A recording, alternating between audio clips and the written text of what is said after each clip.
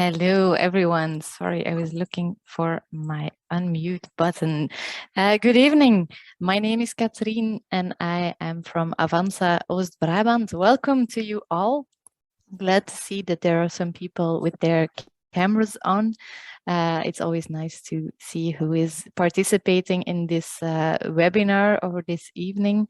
I will only be your host this evening. I had the luck of getting to know Kutluhan last October when he came to Belgium to host a weekend of natural farming in Bierbeek.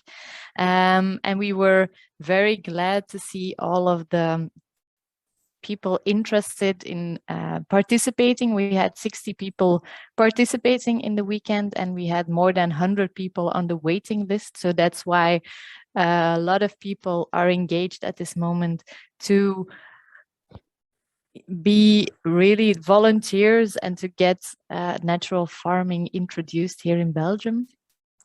Linda, you will meet her soon, was one of the people who really engaged herself in this process, and she will talk to you later this evening. I'm seeing that in the chat that there are that for some reason the webinar is limited to 100 people, so there are people not getting in. I'm sorry, Linda, I checked it. I upgraded until 500 people. I won't be able to do anything about it. I'm sorry. That's something, maybe Zoom. There is maybe some error in Zoom. But we are recording this evening. It's a pity. But okay, so the 100 people here are the lucky ones that will be able to hear Kutluhan live. We will be recording, but don't worry, your cameras won't be recorded, only the people speaking. So it will be me and Kutluhan and Linda. We will ask you to put all of your questions in the chat, and then if you have any question, I will check the chat and drop it in the story that Kutluhan will share with us. I always like a little bit of interaction in this evening, so I prepared Mentimeter for you. Maybe some of you know it. I will share my screen. Please take your smartphone or the computer you are watching this webinar, or a tablet. It doesn't really matter. And go to menti.com. It's a website. You can enter the code there that is written here on this slide. I will put it in the chat as well for everyone.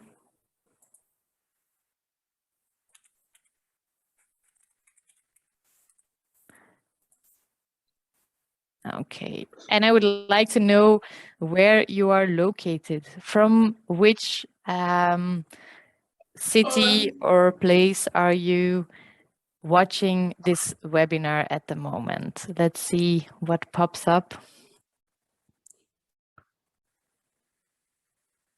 The bigger it gets, the more people enter the same.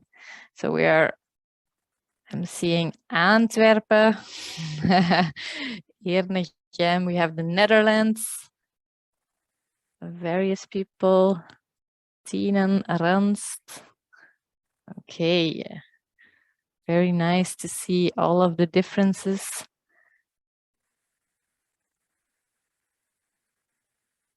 Also people from Italy as well. They're close to you, Kutluhan. Or maybe it was you who entered Italy. I don't know who put it there. And it's nice to see that the webinar got spread. And yes, please answer in the chat if you don't have any smartphone or device. I see people there from Rijke, Momenteel, Kortenaken, Schilde, Wustwezel. Heverlee is getting bigger, so there are more people, various people here from Heverlee, which is actually where the office of Avansa is located. Ghent as well. Okay, there's some competition between Ghent and Heverlee.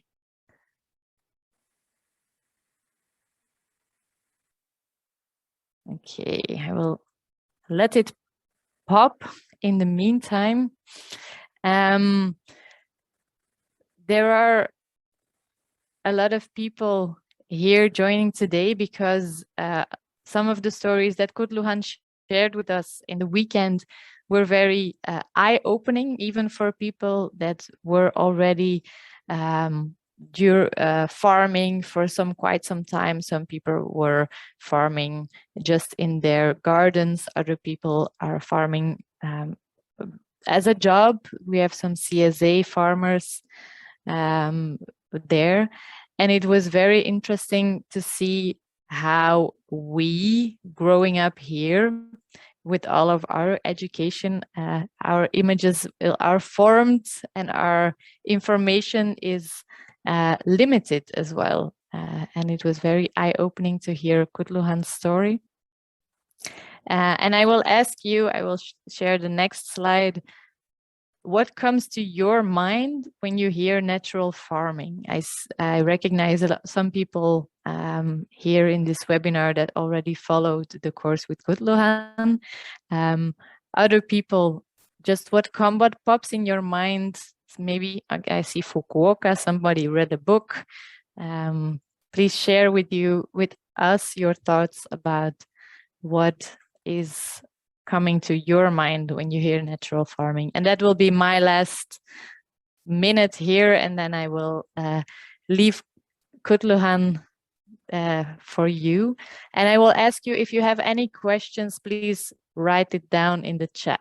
Volcano, I see here in the chat. Health, food, forest, curiosity, the way it should be. There are some. I see Kutluhan laughing with all the words that are popping up. Maybe Kutluhan, I will give you you can already start. I will just let the words pop up, but please already begin your story. It is so beautiful to read these words. I enjoy a lot. That's why I was laughing. No, please, Catherine.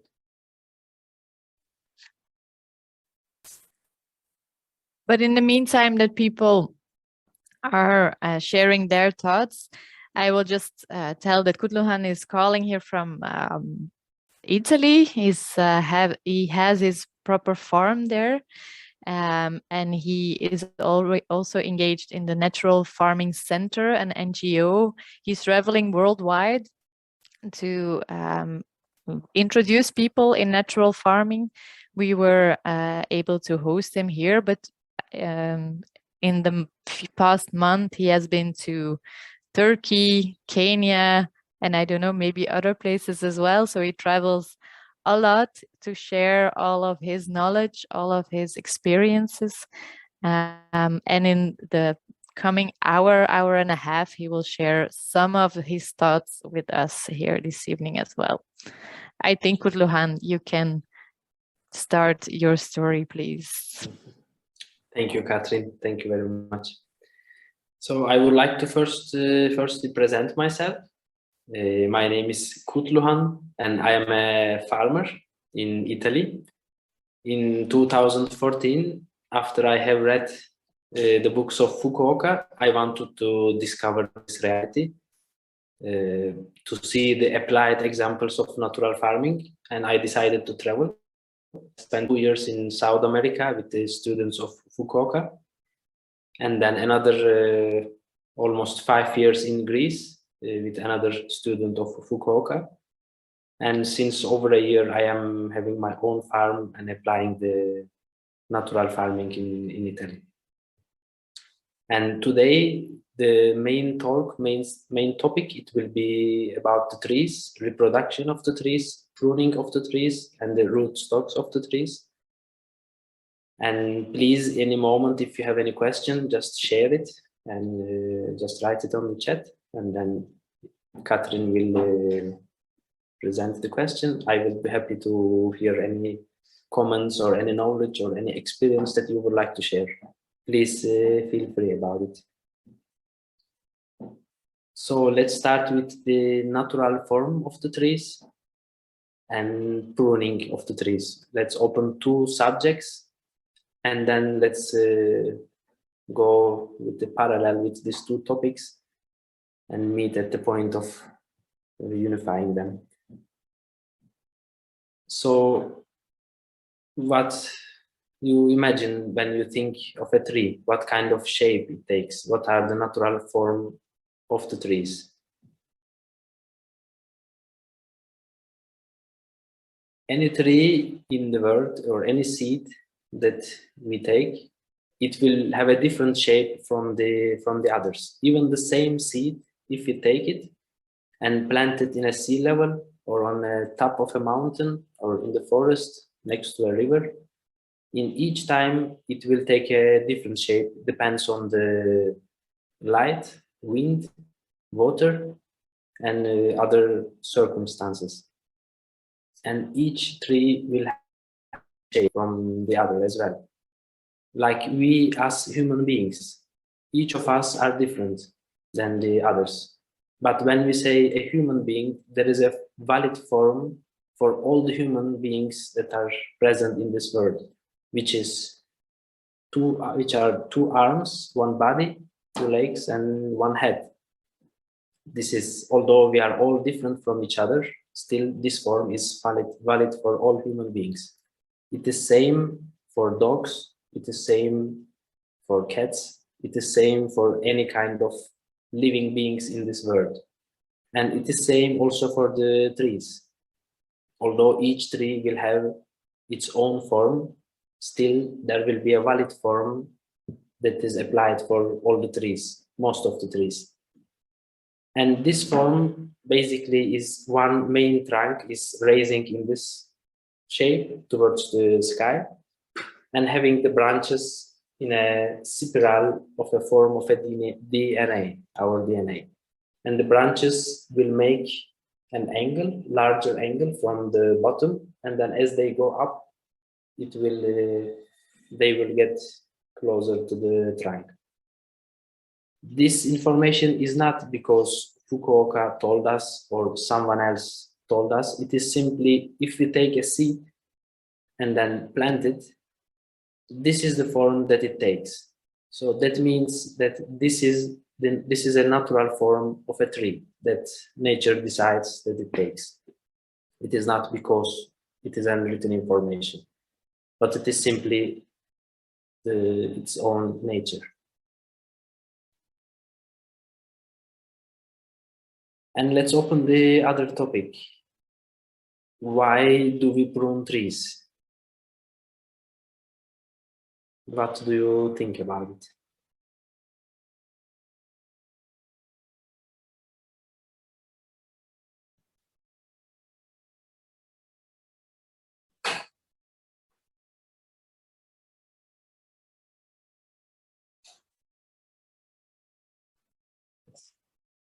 So the main reason of pruning, it raises in the moment that we humans decided to plant in a monoculture way. And today, most of the disease that we face in the fruit cultivation, or even vegetables and the cereals, they are coming because of the disease, in parentheses, disease of the fungi disease. And when we planted the fruit trees in a monoculture way, we faced a lot of fungi disease. And then humanity decided to change the shape of the tree and give a different shape so that we will have less problem about fungi disease. So we decided to open the middle of the tree and give this shape, which is called polyconic shape. It is simply this. Instead of having this one main trunk that is going up, raising towards the sky, we decided to give this shape to the trees. And the main reason is that as we open the middle of the tree, like this part of the tree, there is more wind and then there is more light is entering, and it creates an environment that is less favorable for the fungi. But there are some consequences of pruning trees. So I don't want to say that pruning trees is right or wrong, I would like to just talk about the consequences of pruning, and then you can decide alone whether to prune or not your trees.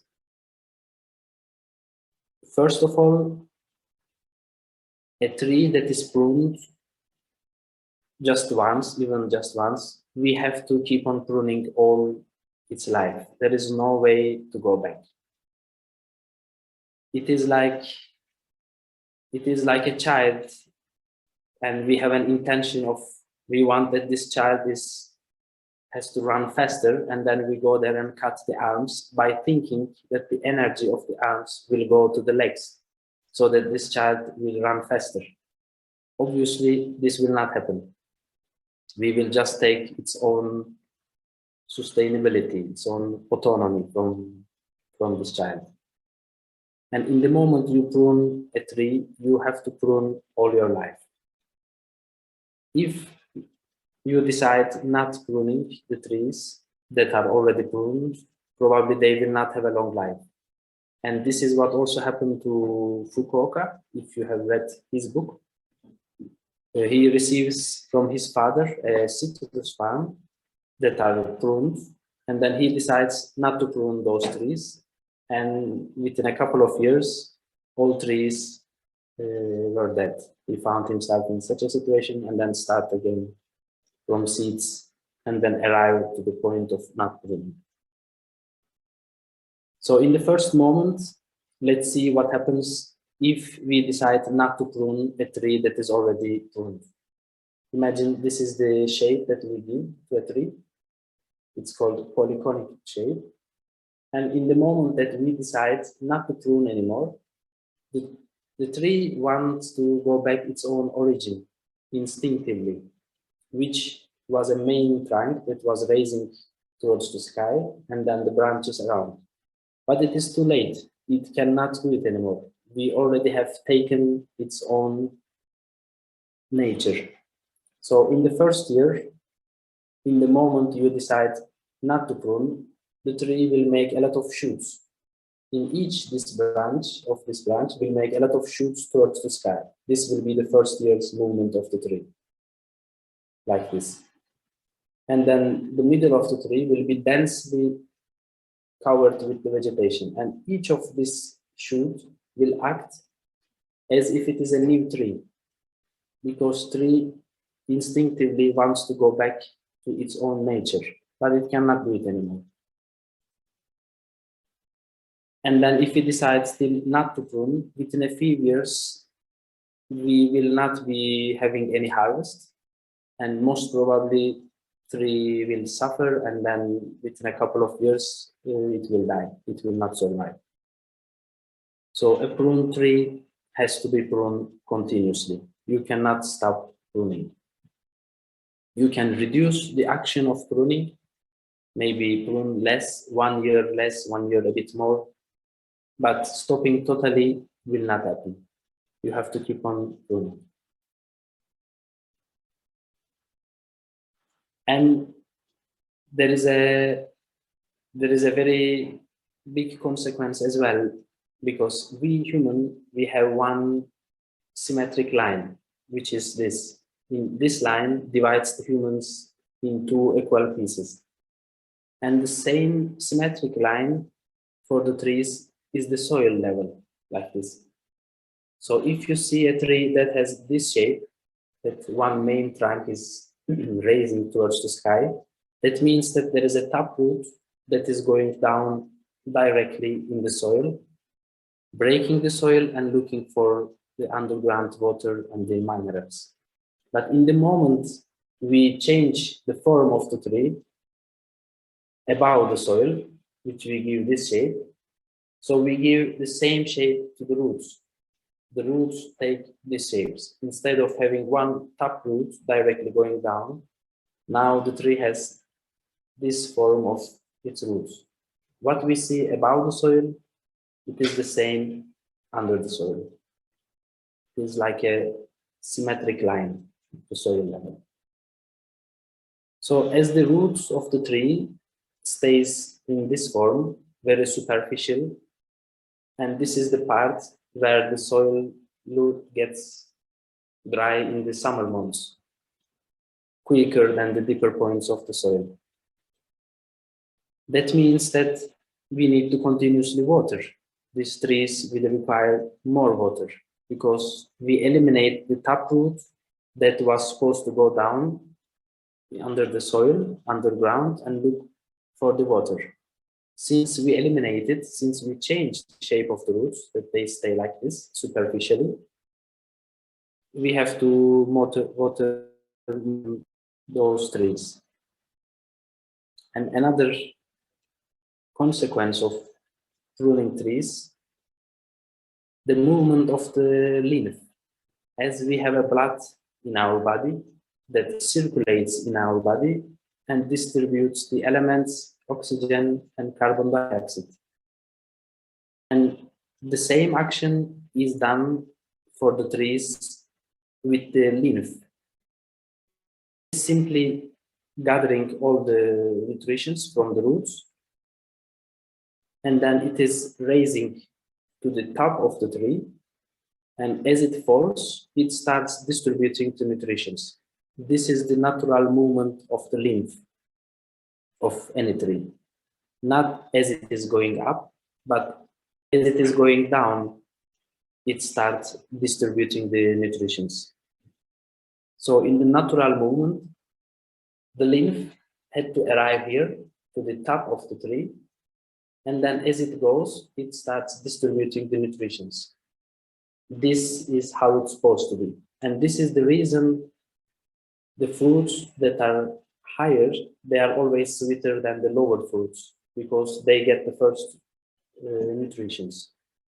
But in the moment that we don't have anymore this main trunk that is raising, but we have this kind of this form that is called polyconic form, lymph, let's see what is happening.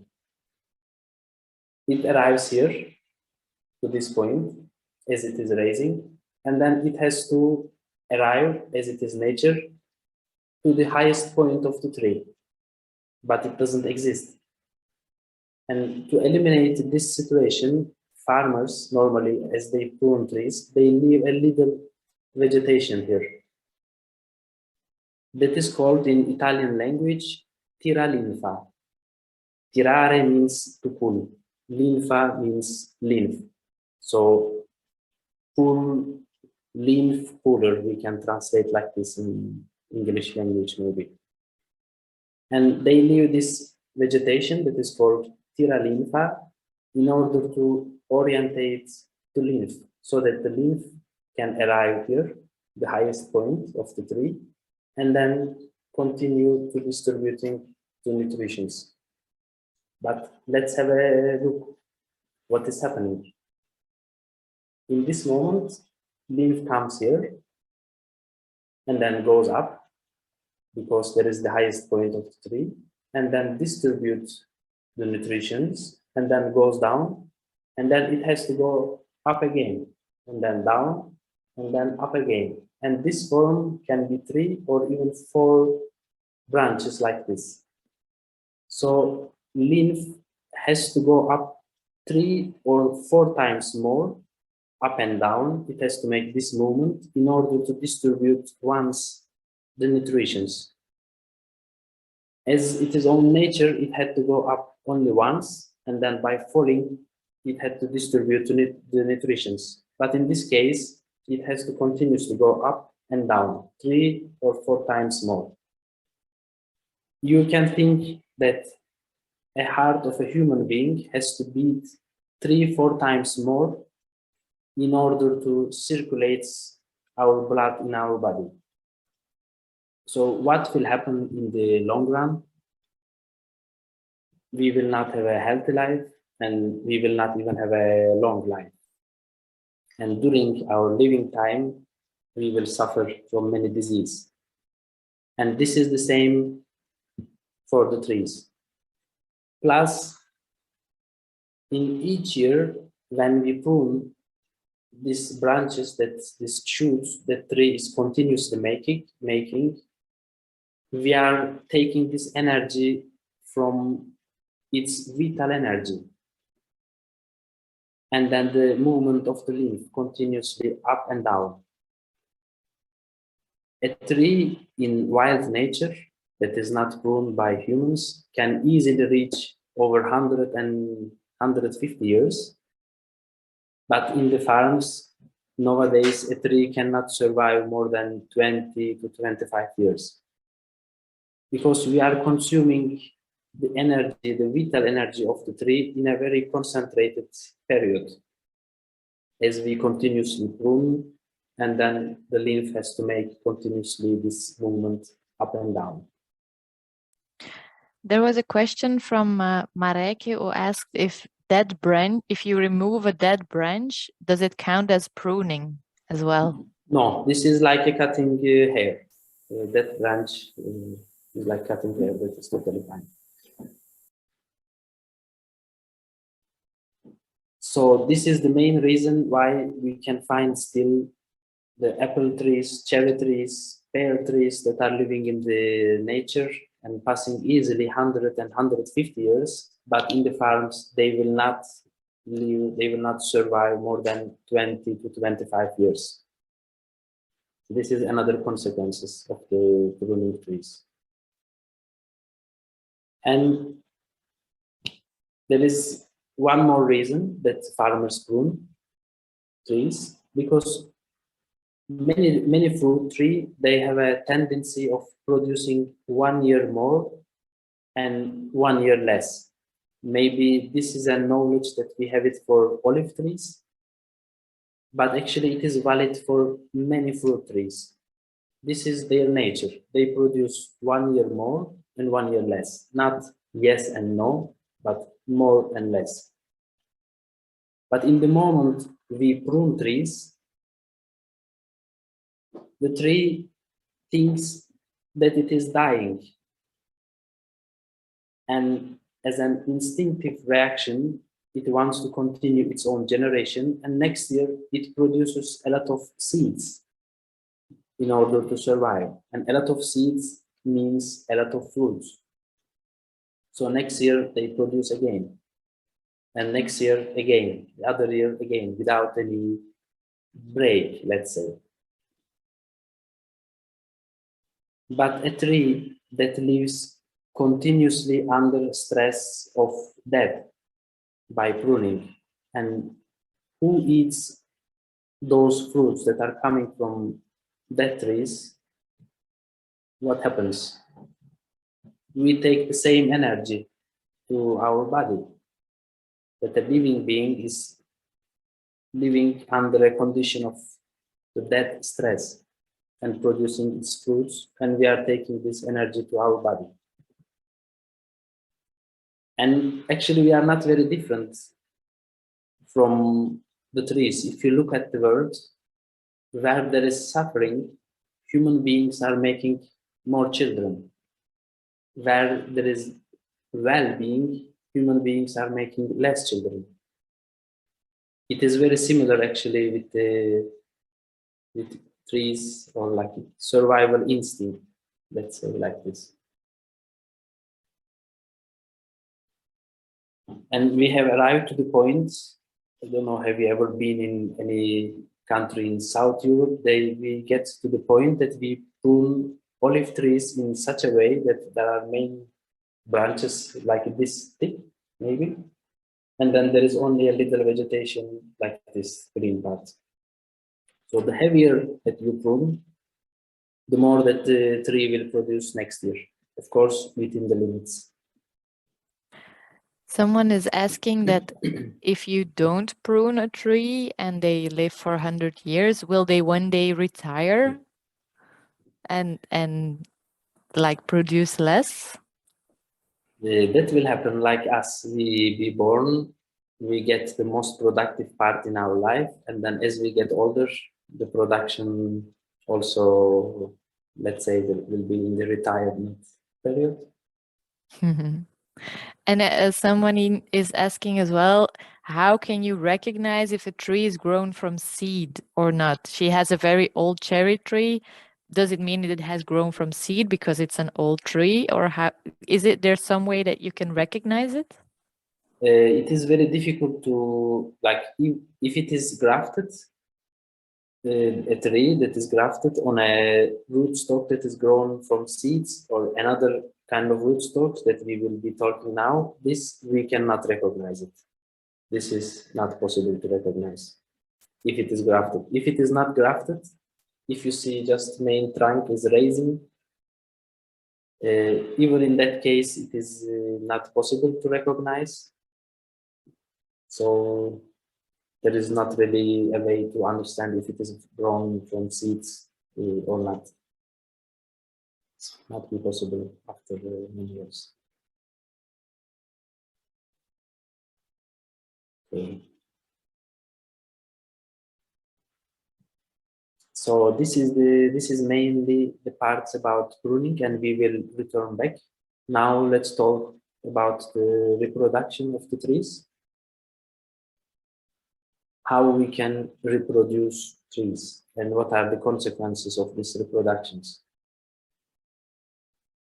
So first of all, any plant that exists in this world, any plant that makes seeds, they can be produced by seeds. It is not they can be produced actually. This is their most natural way of reproduction. Like two human beings are making a child. There is nothing more natural than a tree that grows from a seed. This is the way that nature grows its own trees. And if you grow a tree from seed, we have just one certain information, just one thing that we can be sure about it, that will be 100% a new variety that has never been present in this world before. Like a new child that is born into this world. We are sure that this child has never been present in this world before in that time. This is the only certain information that we can have. You can look at the parents and then make comments about it, like two people, blonde, blue eyes, and tall people. We can comment that most probably the child from these parents will be blonde, tall, and blue eyes, probably. But about the character of this child or many other personal information, we cannot have it. Nature decides. And it is the same for the trees. If we have a green apple tree that is pollinated with another green apple tree, we can comment that most probably this new apple tree that grows from this seed will be a green apple. But we can never have the information about how big it will be, how croquant it will be, how watery, juicy it will be. All these informations, we cannot have it. It is a decision that is made by the nature.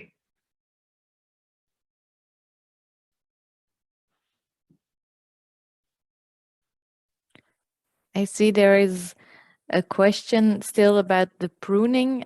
What about the air pruning technique, sowing in an air pruning bed? I don't know if you understand the question. Air pruning, I'm not familiar with it, but maybe you are. No, I also don't know what. No, so maybe that person can or just unmute itself and ask the or explain the question. I see it was Tim.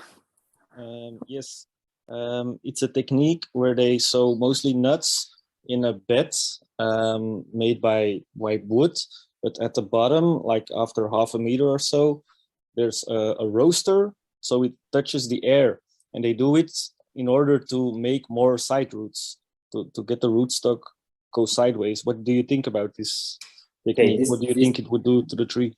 Okay, this is I think it is called air layering. And it is not a way of pruning, but it is a way of reproducing new rootstocks. so that you can multiply the roots of this tree and then you can have more roots. Okay, they call it air pruning too. I didn't know this way of calling. I was calling air layering. So thank you for the information. And you can produce in many ways the trees that we will be talking now. And one can be from cuttings, one can be from air layering, and another is called micropropagation. But in any of those ways that we multiply trees, the taproot will not be present. The taproot exists only if a tree grows from a seed. In any other way, there is no chance that a tree will develop a taproot. This will not happen. So it is like as if you are already starting with a prune tree. Let's call it like this. That doesn't have the taproot. Maybe before we go into the various forms of multiplying the plant, there is another question. What do we do with the prune trees? Is there a solution to help grow the main branch back, or do we have to say goodbye to the tree and plant a new one? In the mean, there is no way back. We have to accept that we have arrived to this point and we have to keep on pruning. You can reduce the pruning, maybe not very heavy pruning, but we can prune lightly the trees, but stopping 100% will not be possible. So I guess the wisest thing would be to plant new trees from seeds. And then as they grow, when they start production, we can maybe say then goodbye to the prune trees. And how likely is it when you buy a tree that it has already been pruned? If you go any random garden store without asking, and most probably you will receive a tree that is already pruned, or they will prune in the moment that you buy the tree, because they think that they are doing a favor to you as they prune the tree. So it will be most probably pruned. And maybe a different kind of question, but I will drop it now. Do you self-pollinate as a reproduction selection? No, I don't pollinate trees. It's done by nature. Yeah. Okay, I think that were the questions up until now. Thank you, Catherine. So there is an information, maybe a wrong information that stayed in human knowledge area. Let's say that many people believe in that if you grow trees from seeds, they will not produce fruits, or they will not produce fruits that are edible. This information is not true. First of all, if a tree that comes from seeds, if it wouldn't produce fruit at some point, it wouldn't be able to arrive to the year of 2022 that we are living in. At some point in the world's history, as it doesn't produce anymore the fruits, that means that it also doesn't produce seeds anymore, and it would be eliminated from the world. So they have to produce seeds. That means they have to produce their fruits.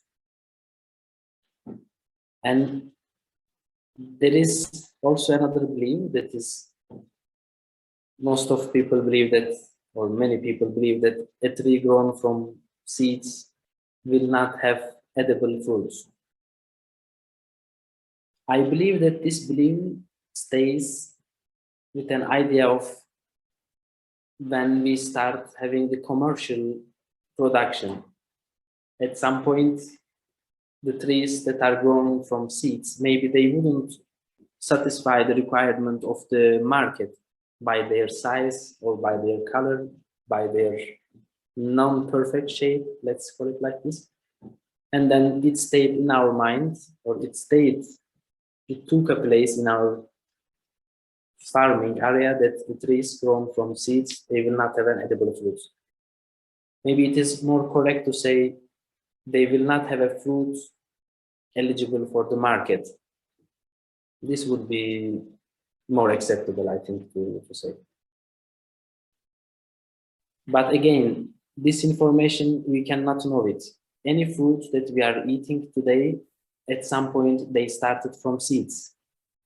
And then for some reason, we, humanity, liked it and we decided to keep them because they have a long shelf life, they have a big size, they have good color for marketing, and we have decided to keep them. But any fruits or even the antique varieties of the fruits, like simply at some point in the world's history, they are grown by seeds, from seed, and we, humanity, decided to keep them. And even if you have an intention of economically sustainable farm, just grow some fruit trees from seeds, maybe even 30–40% of them, just let them be as nature decides. Let them be freely grown and take a shape as they like. Someone is suggesting that if you do that, you will need plenty of place to grow fruit trees because you will never be sure of the results of your fruit. Like one person, two people is having a child. You can never be sure that how it will be this child. This is true. Like, I agree with it. But if you have a faith in your heart that it will be definitely a beautiful child, I believe that it is the same fate for the fruit trees. It is a decision that is made by the nature. And it will be beautiful for sure. Just try, just grow from seeds. And even if you like, we can talk now about grafting. You can still graft the trees, but at least some percentage of it, 30–40% of your trees, just let them be as they like, as the nature decides. Mm-hmm. Someone is asking if fruit trees from seed start producing later. That's something he heard. Is that so, or does it depend on the fruit? This is actually the same reason. In the moment we buy a tree from a nursery, and in the moment we prune them, the tree enters the stress that it is thinking that it dies. So it goes immediately to fructification because it wants to continue its own generation. So a tree that is pruned or grafted, which creates more or less the same effect for the tree, it will start producing fruits maybe 1, maximum 2 years earlier than a tree that comes from seed. That is possible, but it is like it is like we humans, when we are 11–12 years old, we have the physical maturity to have a child, but we are not mature yet emotionally to have a child. So first of all, the tree should develop its own roots and then grow, arrive to a certain maturity by itself, and then we can talk about reproduction. And if you take the same tree and in one way you keep this tree by pruning, in the other hand you keep the same tree by not pruning. Just imagine. And the tree that is pruned will start production 1 or maximum 2 years earlier than the other one that is not pruned. And it will produce maybe 20–25 years continuously, every year in a certain amount. That is true. But on the other hand, the tree that is not pruned, it will start production 1 or 2 years later than the pruned one, but it will live over 100–150 years. It will produce 1 year more and 1 year less. But if you look in the end of these both trees, the one that is not pruned, it will produce way more in the end of its life. Plus, We don't need to go there and prune each year. We don't need to continuously water. And we don't need to take even care of them. As they grow, as they reach to maturity, we can simply let them survive alone. We don't even have to interact with them anymore. Like we human beings, when we are born, we need parents that accompany us to a certain level of maturity. And as we reach to that maturity, then we can survive alone. It is the same information, same thing is valid for the fruit trees. As they born, first years we need to take care of them, to accompany them to a certain maturity. And after that point, we can just leave them alone. They will survive and they will not even need any human interaction anymore.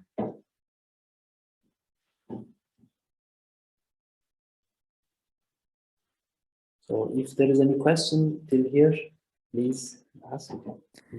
Yes, there are some questions. What if the tree died, a pruned tree, and it starts growing from its root? Do they keep the new root? Can it be interesting or not? This depends on how the rootstock was, how it is made of. If we have this information, then we can decide. If it is a rootstock that was coming from seed, maybe we can decide to let it grow. But if it was a rootstock that was produced from cutting or air layering or micropropagation, then in that case, I wouldn't leave it to go to a new tree, me personally, but it is a choice of each one, I guess. And if you have seeds from a pruned tree, you plant it and you let it grow, you don't prune it, can it become a natural tree, or is it important that the mother or father tree was never pruned?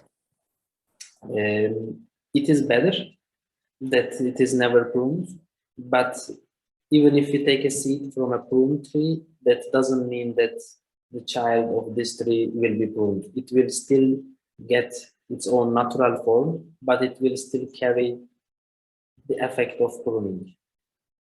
It is very important not to gather the seeds, or at least if we have the chance of choosing, it is important not to use the seeds from supermarket fruits, let's say like this.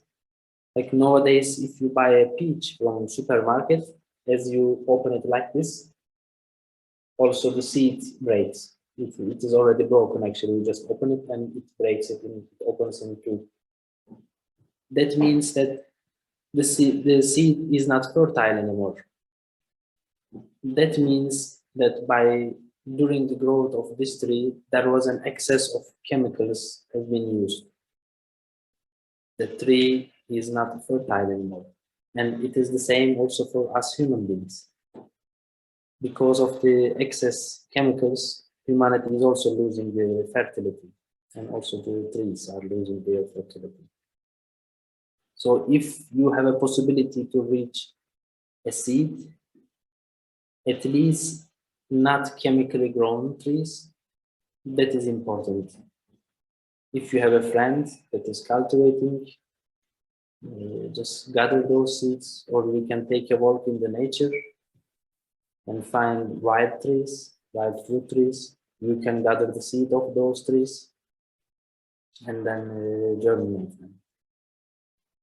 It was one of the things that the people after the weekend in October were very convinced about. Let's gather those seeds, and because someone asked where to find the seeds, you answered the question now. And what they did was they all wandered around in their neighborhoods. They all asked friends and family, and they are now how do you say, there are exchanging the seeds. The apple tree, there is a website being built about the seeds, but the thing that shocked me, that it was not so easy to find those seeds. So you have to do an effort to find the seeds, or in another way that we are used to, let's say. Unfortunately, this is true. It is not easy, but fortunately, it is still possible. And if we don't act today, probably our children will not have access to natural seeds. That means that they will not have the possibility of even growing trees in a natural way. So we are living a very critical moment, and either we act now or it will be too late for our children. There was one question as well about what you said in the beginning, the effect of pruning trees, that it has an effect on the shape of the roots. And he asks if you have any evidence of that. There are drawings of Fukuoka, and there are also, I believe, that some informations you can find it easily.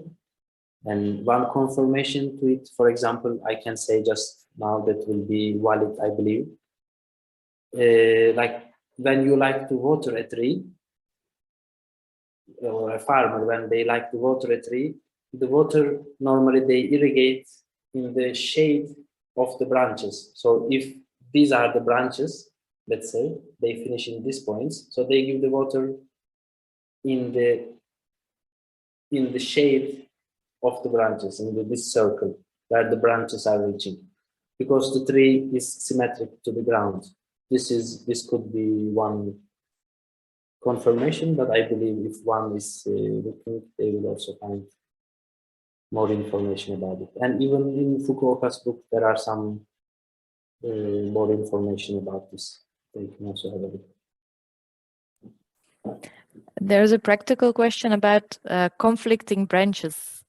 If you have branches getting rubbed into each other, that you know the tree is going to suffer, how do you act? Do you prune? Do you not prune? Do you let it grow? This will not happen if a tree grows from seed and grows naturally alone. There will not be this situation. If this happens, that means that there is something that is not natural. It can be that this tree is grafted, or it can be that it was pruned, or it can be any other effect that happened. And if you see that it is going, that one branch is really, let's say, creating damage on the other, you can eliminate one of it. That is possible, because we are already in the process that is not naturally developing, so we can interact in that moment. And maybe a last question that is in the chat now, and then we can continue about the various forms of multiplying. There are more questions. I have to scroll. He says a healthy tree can only grow out of a healthy soil. I think that's one of the main topics of the weekend. You have to take care of the soil.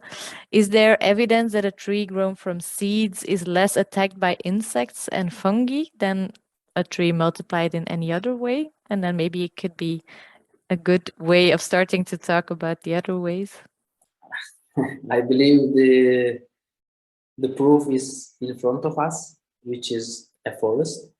Most of trees are growing from seeds, and although there is a big, they are not attacked by the disease as it is in the fruit orchard. But if they are interested more, I believe they can also find more information about it. But the only proof is in front of us, and it is the forest. Okay, so let's proceed a little bit about the reproduction of the fruit trees. And nowadays there are several ways of producing fruit trees. One is called from cuttings.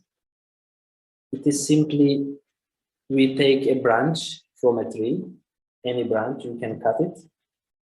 Or let's say the garden stores, they cut a branch of a tree, and then this cut branch will be put in a liquid that is prepared on the other hand, that is a root growth hormone.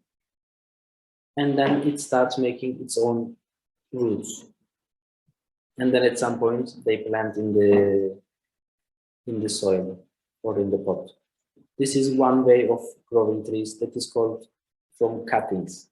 And in this way, the tree will not develop the taproot.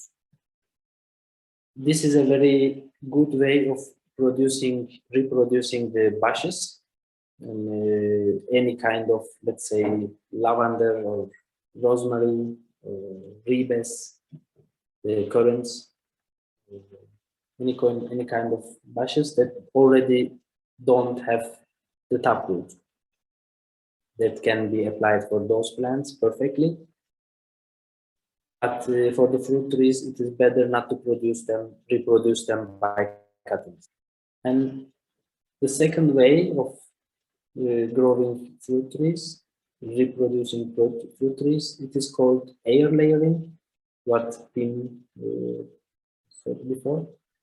It is simply, this is a branch that is already attached to the tree, and we take off the bark 360 degrees.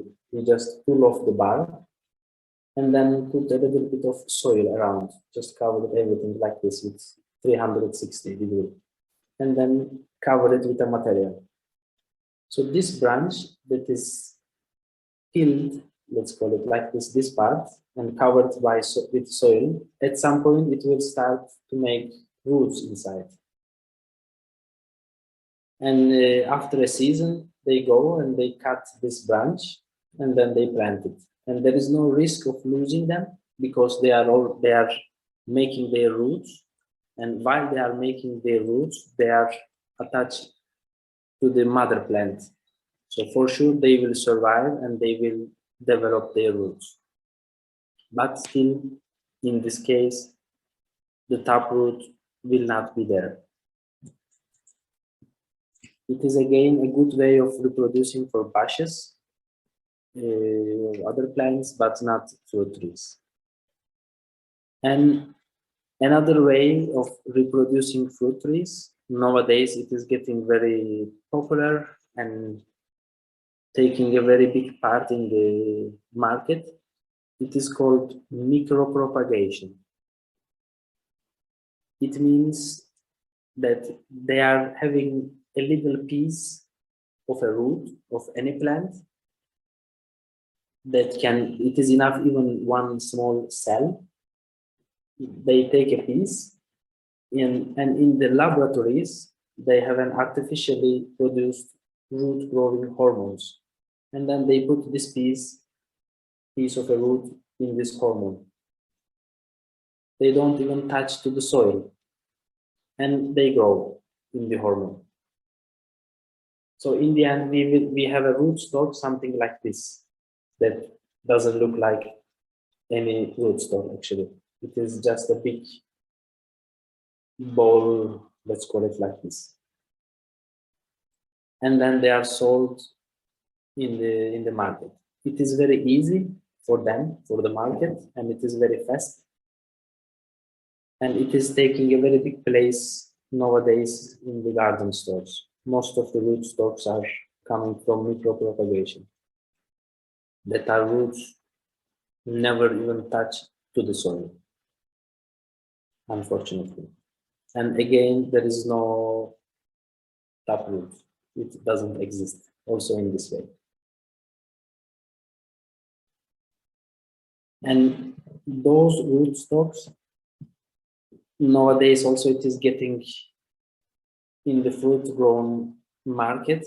Let's say they are grown in 2 dimensions, these fruit trees. And even a small child can go there and hold an apple tree that is grafted on a micro propagation produced roots. They can hold it and they can uproot it easily because they are not holding. They don't have even any parts of holding or feeding itself. So these trees has to be continuously watered and fertilized.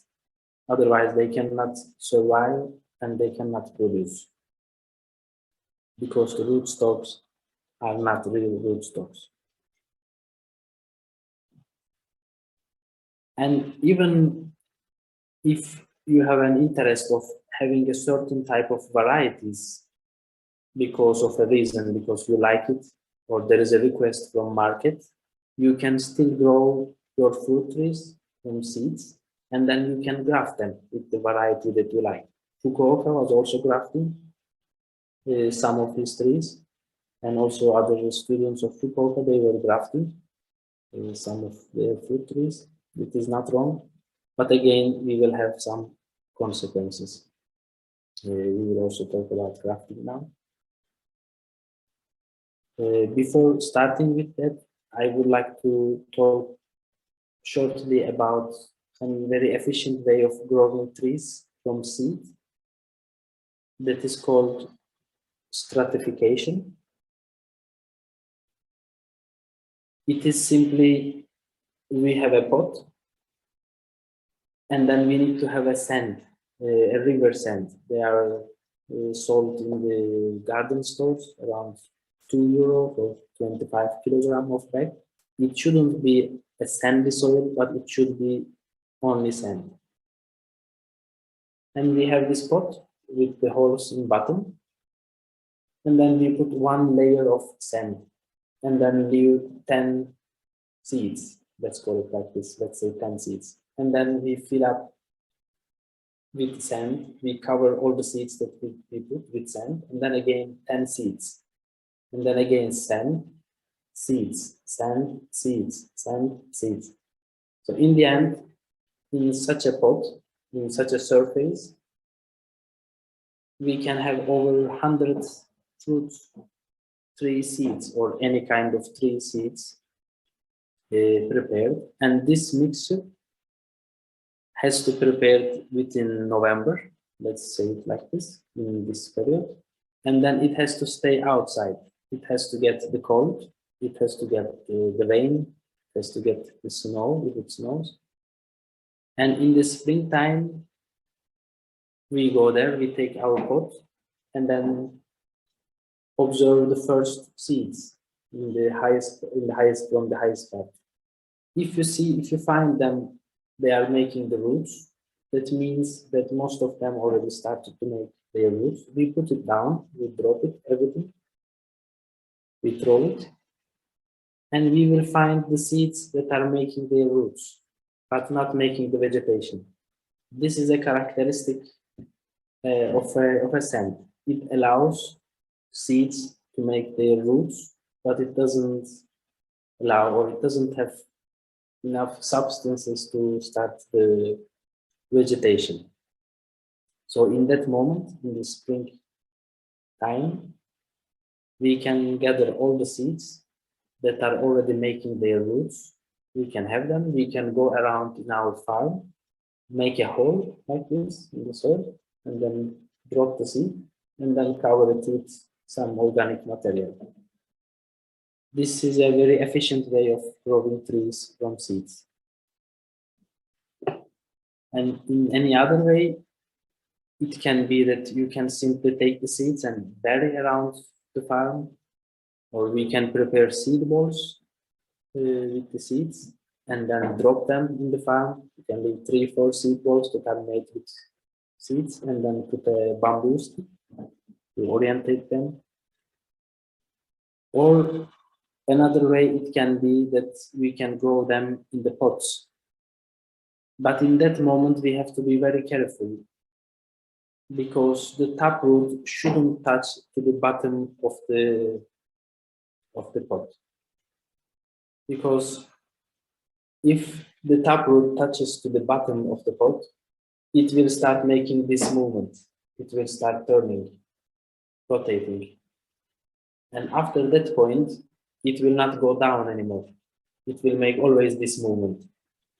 And in order to understand this, we can consider more or less in the first 2-3 years of a tree growing, we can say that if we see a 10 centimeter of growth above the soil, there will be around 20 centimeter of growth under the soil, more or less. So it is 1 above the soil, 2 under the soil. It will be like this in the first 2-3 years, and afterwards it will find its own balance. It will be 1-to-1. But in the first years, the tree grows the root, and then it will start growing the upper part. So if we see a 10 centimeter of vegetation above the pot, that means that there is a 20 centimeter of root growing in the pot towards down. And if our pot that we started to grow seeds is around 20 centimeter deep, let's say, as quick as possible, we have to transplant. Or even though if it is not the season of transplanting, we have to transplant them because the top root shouldn't touch to the bottom of the pot and then make this movement. Once it starts rotating, if you take it and then transplant it, they will never grow as they would grow. They will grow a little bit, but they will never develop the top root towards the down and then become a real tree. This will not happen. This is very important. If you grow trees from seed in the pot, the top root shouldn't touch to the bottom of the pot.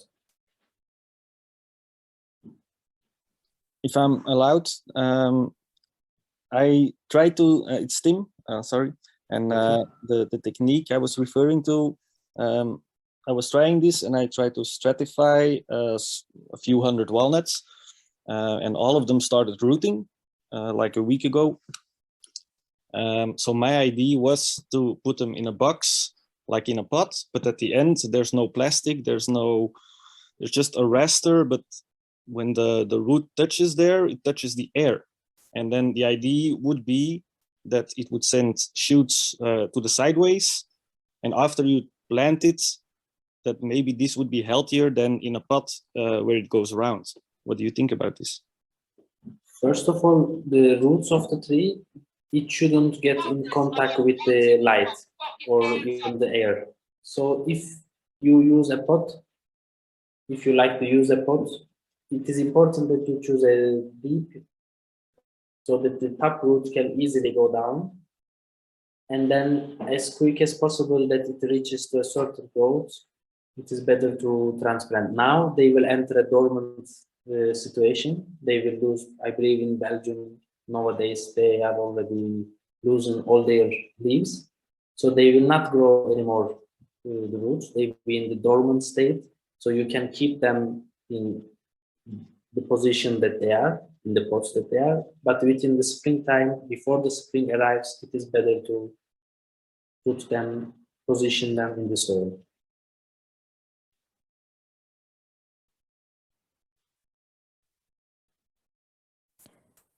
Maybe some other questions. Thank you, Tim, for explaining your question. Where you live in Shizen farm in Italy, the trees that you planted there, are they all grown from seeds? Not all that are grown by me, but they are all grown by seeds. I buy some of them from a nursery that I go there and I talk to them. I ask them how they grow their trees. And if they grow the trees from seeds, then I buy. Otherwise, I don't buy. And in order to understand and have the confirmation about this, first of all, if you decide to go and buy a tree, we have to buy the bare root trees, never in the pots. So bare root trees, they are available in the market in the winter months, let's say after 15-20 November till 15 to 20 February. And that is the period that they will be available in the market. And they will be in the dormant state, laying down, like standing in the sand, one next to each other. So in the moment you would like to buy, you can just take one and look at the rootstock. And if you don't see the top root that is going down, it is very clear to see it is simply directly going down. If you don't see the top root, that means that that tree is not grown by seed. It can be grown by cutting, air layering, or micropropagation, I don't know. But if you don't see the top root, that means that the rootstock didn't grow from seed. And those trees that are not sold during the winter months, the bare root trees, As the spring comes, they will start vegetating. The garden store, they take them out from the sand. They cut the taproot if it exists, and they prune the tree, and then they position them in the pots. And they wait the customers to buy them within the next seasons. And those are the trees that are sold in the pots. They will be sold they will be sold 2 to 3 times more expensive than the bare root trees. Plus, most probably they will be pruned, and taproots, if it exists, is already eliminated. Never buy a tree in the pot that is already fruiting, because that means that this tree is in the pot at least 4 or 5 years of its life, at least. That means that even if taproot exists, even so, that means that it already has touched to the bottom of the pot and it is already making this movement. Probably the taproot already doesn't exist, but even so, that is making this movement. When you position it in your farm, they will never develop their roots and they will never become real trees how they would become. But in the time, I would like to talk quickly about grafting. This is from grafting trees. Fukuoka was grafting some of his trees, and other students of Fukuoka also were grafting their trees. And because there is a request from market, and farmers would like to know exactly what they are producing, because this request comes from the merchant, that is actually coming from us who goes to market and buys fruits. Grafting is not wrong, but in the moment that we graft, we have to accept that there are some conditions, there are some consequences. Just to make an example, there is a tree that is called Ponchirus trifolata, that is like an antique citrus variety, that is one of the oldest variety of the citrus family, that is not even considered actually a part of a citrus family, but it is a citrus family. And this plant is resistant to the -20, -25, even -30 degree it can hold, and it can grow even in climate like Belgium. It will produce small lemons like this, very bitter. You can just mix the juice of these small lemons with water and it becomes almost lemon juice. And if we take this tree and then graft with another type of plant, like another variety of lemon, this new plant that is grafted on a Ponchirus trifolata rootstock, that will be resistant only, let's say, -8 to -10 degrees. So in this case, this tree lost its own resistance to the cold. It can be that another tree will lose its own resistance to the disease. It can be that another one will lose resistance to the drought. We don't know it. We cannot know it. Only information that we can have that it will lose a certain resistance to a certain happenings. Let's call it like this. And if you accept it, you can prune trees. So you can graft your trees.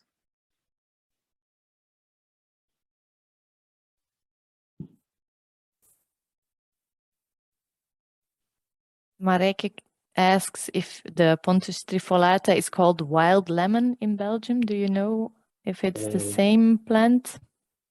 I don't think so. I don't think they would call it even lemon actually, but maybe it is called like this in your language. I don't know.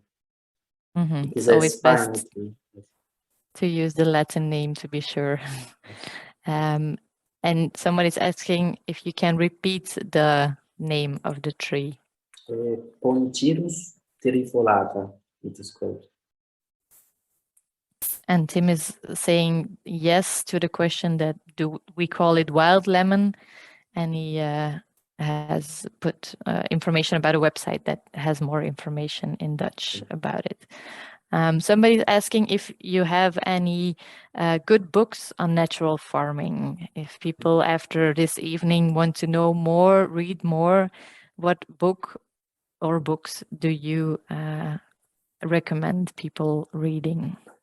Fukuoka's book, and then the best book will be the nature itself, to touch the soil and learn directly from the nature. And then soon, I would like to leave the words to Linda, if she accepts in this moment. There will be not like a small manual, let's say, about natural farming, will be published soon in Belgium. But I believe if one likes to start immediately today, the best and the only book that will be important to read is Fukuoka's book, and then touch the soil as soon as possible, and then we will learn in the best way.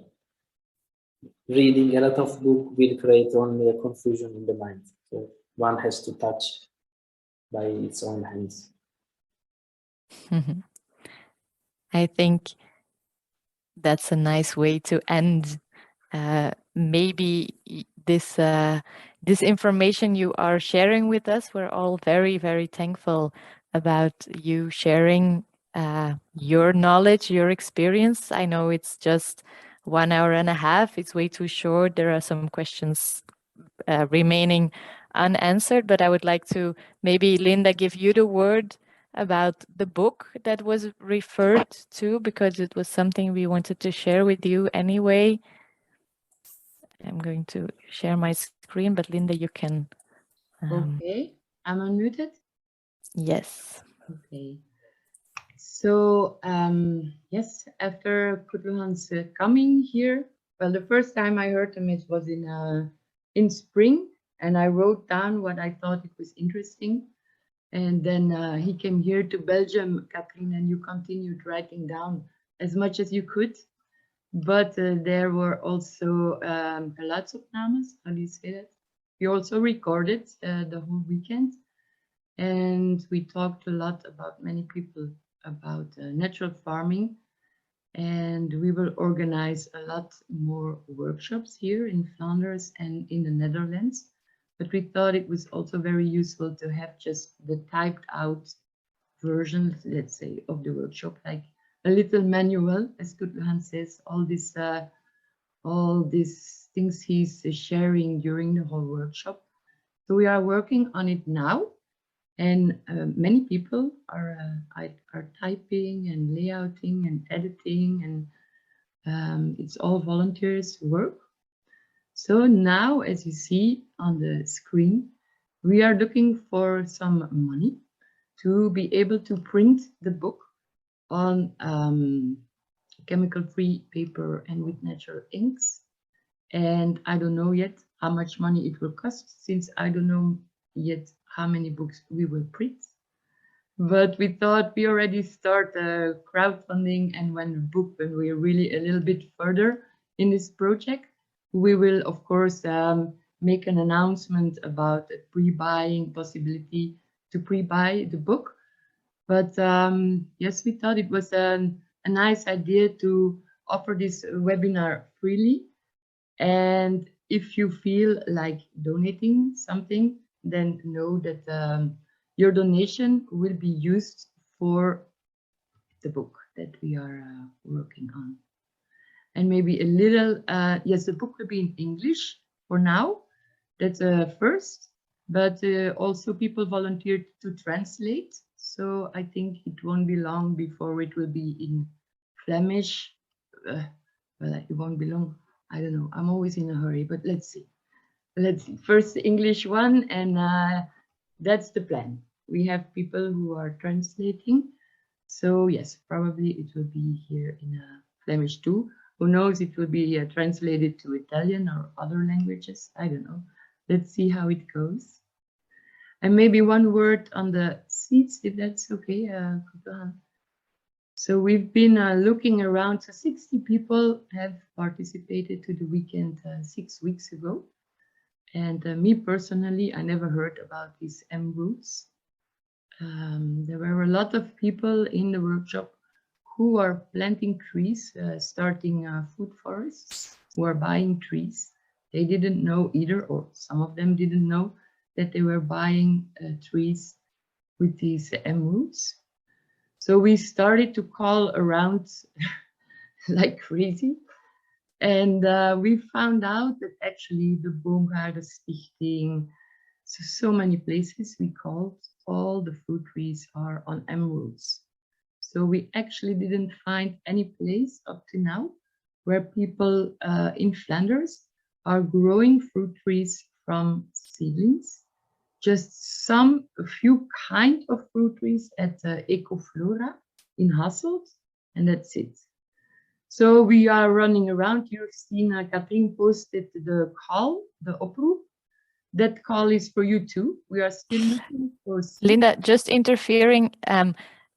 They didn't see the call yet. I posted it only directly to you, but it could be interesting to share it. Yes, and I was wondering if I can share the website as well. Some people asked about the website that Veerle created. We can share it in the chat, I suppose. No, wait, Katrien, you cannot publish the oproep in the chat to everyone now. I don't know how to do it. I will copy it. But it was too long to post it in one chat, so it was various chats. But the link to the website, we can share it as well. No, you cannot. I'll just explain. So we've been running around with 60 people, or maybe not everybody was running, but we've been asking our neighbors, our grandparents, looking everywhere for these old fruit trees who are in good health and who have not been touched by chemicals. We found some, but it was like late in the season. So we made a lot of apple compote to get the seeds from the pears and the apples, but we don't have that many seeds because we started looking at the end of October. So everybody who gathered sent all the seeds to one participant. She made a little website with the seeds we have, but it's almost empty already because it's a very small seed bank. That's all we gathered, and these people are making now the certification. So that's why not to share, because it's almost empty. All the seeds are going to the participants. They're almost gone. But we are willing to receive some seeds if you still have. So that is in the chat. You can send it to Helianthus at my name. That is the herboristerie where I'm doing volunteering. And then we will do the certification, and in spring, let's hope we have some seedlings, and then we will share. If we have enough to share with everybody, we will. For the moment, we share with the 60 people who are motivating, let's say, who are trying to start up their natural farming where they are. So since there are more workshops coming, more and more participants, we get to more and more seeds. That's what I hope. And then the seed bank will get filled, and we will have enough to share with a lot of more people. Was that clear? Yes, thank you, Linda. The slide you are seeing right now is all of that is the work of Linda, and she is networking so much with other people wanting to organize a new natural farming weekend with Kutluhan. Kutluhan is coming to Belgium a lot in the coming months to give everyone the opportunity who is interested in knowing more to follow the weekend, to participate. And the easiest, if you are interested at the moment, is to put yourself on the waiting list on our weekend, Avansa, and whenever we open up a new weekend in another region, you will be informed. So that's the easiest way, or you can just wait until you get some information. You can see here, April will open up soon. That will be the first weekends, but we are planning more and more, and we're planning just up until that the weekends will be full and that people won't be interested anymore. But in the meantime, the waiting lists are getting fuller and fuller. So we know that we will have to organize some more weekends. And Kutluhan is prepared of traveling to Belgium in April, in May, in July, and he's traveling back and forth to take care of his own farm and his own project there, and everywhere else in the world. Kutluhan, I would want to thank you very, very much for your time, and I will really give the last word to you this evening. You can end this Friday evening with everybody. Well, I would like to say thank you. Thanks to Linda, that she is like a volcano. It is spreading around all these natural farming movements. And thank you to all the participants that have time and participated today. Just one last word, maybe. In order to work in the path of natural farming, one has to have a faith in the heart that nature is perfect alone. If one doesn't have this faith, we will not be able to work in the way of natural farming. This is all what I want to say.